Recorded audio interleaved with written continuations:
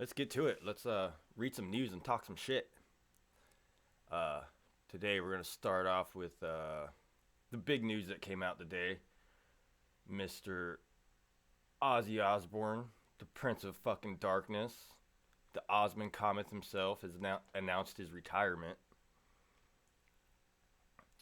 He hasn't toured in several years following a back injury. He released a statement today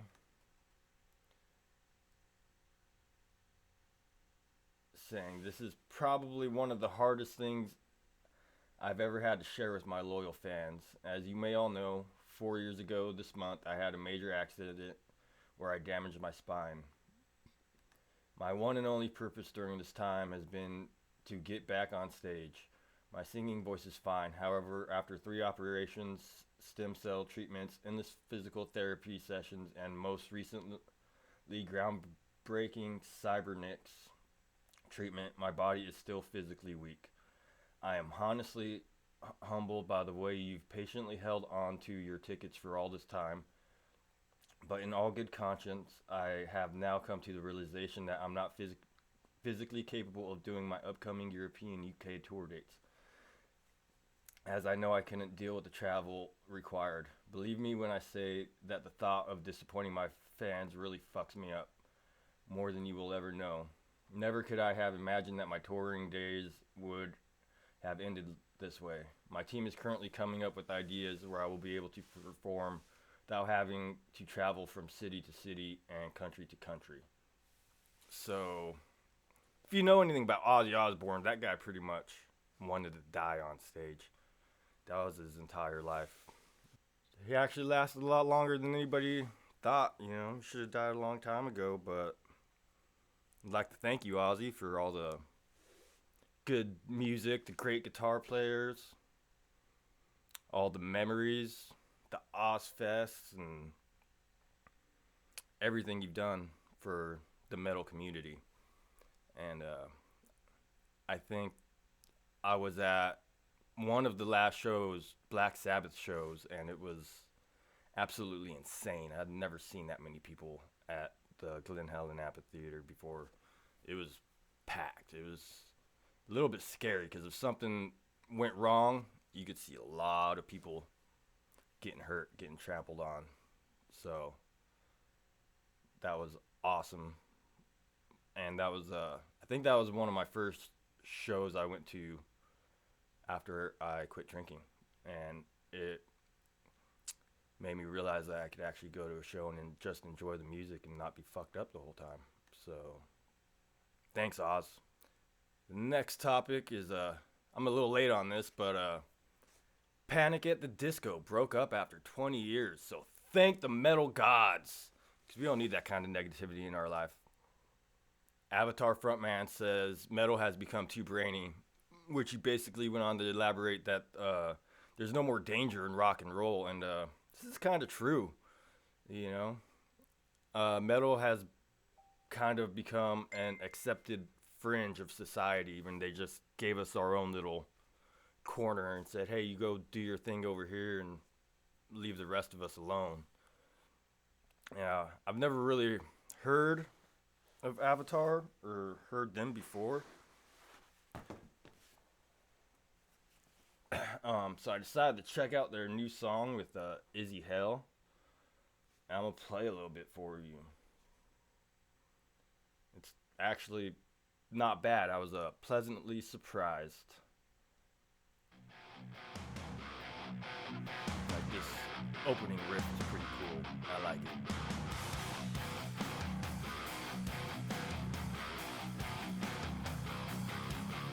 Not what I was expecting from a band called Avatar.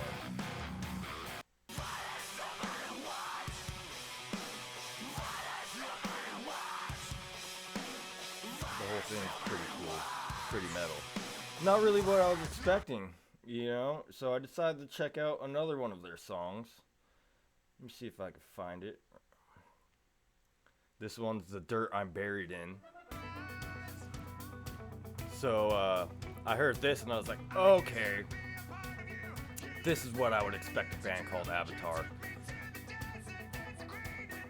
Kinda dancey. You know, not really my thing. But how do you go from that to that violence no matter what? So that would be an interesting album to check out. I'll definitely check it out when it comes out. I think it comes out next month. So, metalsucks.net says that John Schaefer from Iced Earth is still cooperating with the feds after his involvement with the mostly peaceful protest on January 6th at the Capitol. He was arrested with bear spray and was actually one of the first people to make a deal with the feds.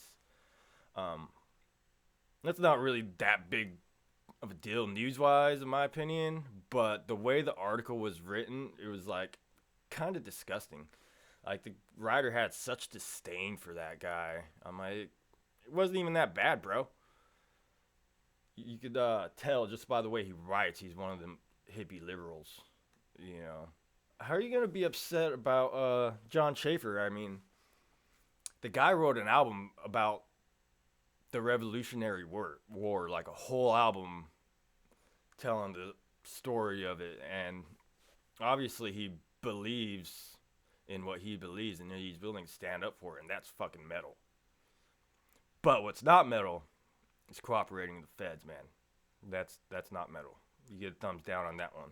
A Riverside man was sentenced to 1.5 years in prison because he was at the Capitol and took a selfie inside. And the article said that he was in there for about 15 minutes and left. Who knows? I think it said he went over the barricade, but like one side of the building they were letting people in, the other side they broke down the barricade and broke in. So who's to say what's what, you know?